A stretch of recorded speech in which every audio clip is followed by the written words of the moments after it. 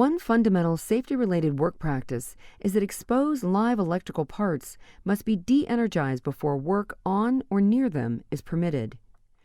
The only exception to this rule is for a qualified person, and only when absolutely necessary due to equipment design or operational limitations. And then other work practices must be followed to protect that person.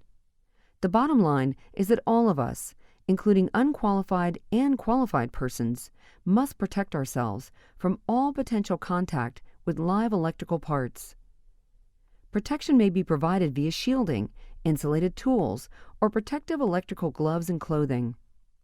To properly isolate electrical energy to prevent exposure to electrical hazards, the system or parts of the system must be locked or tagged out in accordance with your company lockout-tagout policy.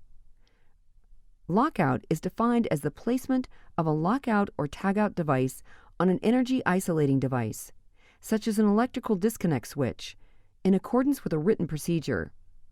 This is performed to ensure that the isolating device will be controlled from inadvertent or accidental operation until all employees are safe and the lockout-tagout device is removed. Regarding work on an electrical system, a lock with a tag must be placed on all disconnecting devices. The lock must be securely attached and locked.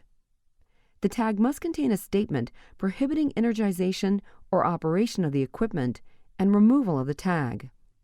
In addition, a qualified person must test the equipment to verify that the circuit elements and parts that are isolated are in fact de-energized.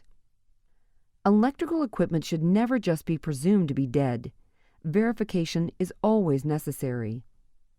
If the electrical system is over 600 volts, the test equipment used by the qualified person must be checked immediately before and after to assure proper operation.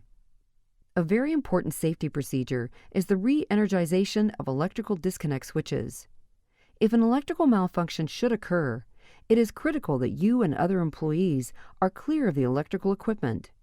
Never stand in front of a disconnect switch when you are energizing the circuit.